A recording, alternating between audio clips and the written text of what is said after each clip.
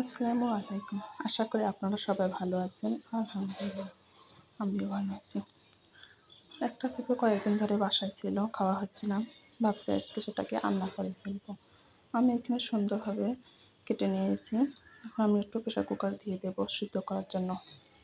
পেঁপে জিনিসটা আপনারা রান্না করার আগে একটু পানি দিয়ে ভাপিয়ে নেবেন, তাহলে পেঁপের যে কাঁচা কাঁচা গন্ধটা সেটা আর কিন্তু কখনোই থাকবে না। আমি যা প্রত্যেকটা মুহূর্তে করে থাকি সেটা হলো, আমি পেঁপে রান্না করার সময় এরকম অল্প কিছুটা পানি দিয়ে সুন্দরভাবে একটু ভাপিয়ে নিই। এর মধ্যে কাঁচা কাঁচা গন্ধটা কিন্তু একেবারে দূর হয়।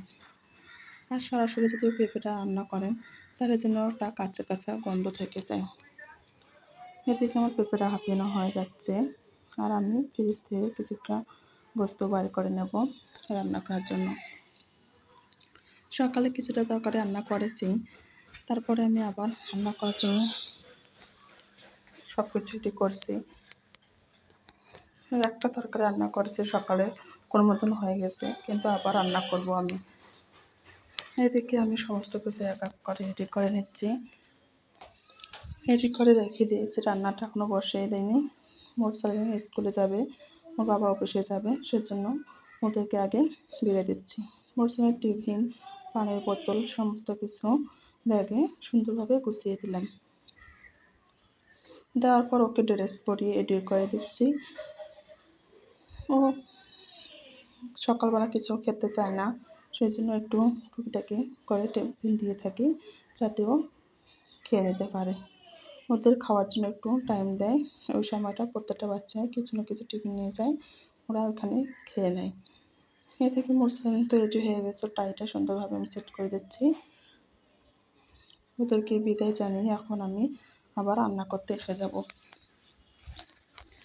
আমি আগে পেঁয়াজটা তেলের মধ্যে দিয়ে দিয়েছি। এটা যখন একটু হালকা কালার আসবে, একে একে যত মশলা আছে সমস্ত মশলাই আমি সুন্দরভাবে অ্যাড করব। আজকে আমি ফুল রান্নার ভিডিও দেখাতে পারবো না, কেননা এখন অনেক কাজ আছে, রান্নার ভিডিও ফুল দিতে পারবো না। এই রান্নাটা আমি অনেক আগে আরও একবার দিয়েছিলাম, সেই জন্য আজকে আর ফুল ভিডিওটা দিচ্ছি না। আপনারা যারা আমাদের 3 মিনিট 4 মিনিটের ভিডিও দেখেন, ভেবে নেন যে আমরা এই 3-4 মিনিটে সমস্ত কাজ করিনি, কিন্তু না, একটা কাজ করতে কিন্তু অনেক সময় লাগে। তাছাড়া ভিডিও শ্যুট করা, এডিটিং করা সমস্ত মিলে অনেক কিন্তু আমাদের পরিশ্রম হয়। আপনারা তো শুধু 3-4 মিনিটের মধ্যে সমস্তটা দেখতে পান, কিন্তু সমস্ত কাজ করতে আমাদের সারাটা দিন লেগে যায়। রান্নাবান্না কমপ্লিট, এখন আমি ঘর গোছাতে পারিনি। দেখুন আমার ঘরের কী অবস্থা হয়ে আছে। এখন আমি ঘরটা সুন্দর করে গুছিয়ে নেব। আর আজকে আমি বেডশিটটা চেঞ্জ করব, কেননা 1 সপ্তাহ হয়ে গেছে, আমি 1 সপ্তাহ পর পর বেডশিট চেঞ্জ করে ফেলি। এটা আমি মশারিটা বই পড়ার যে টেবিলটা আছে, এখানে একটা ড্রয়ার আছে, সেখানে রেখে দিলাম, দিয়ে সুন্দরভাবে একটা বেডশিট পাতিয়ে দেব। বিছানায় ছাড়া যে ঝাড়ুটা ছিল সেটা আমার বাড়িতে রেখে এসেছি, এখানে নতুন করে যে কিনবো সেটা কেনা হয়নি। দেখা যাক কবে কেনা হয়, একটা কিনে নিতে হবে। এইদিকে আমার বিছানাটাও করা কমপ্লিট হয়ে গেছে।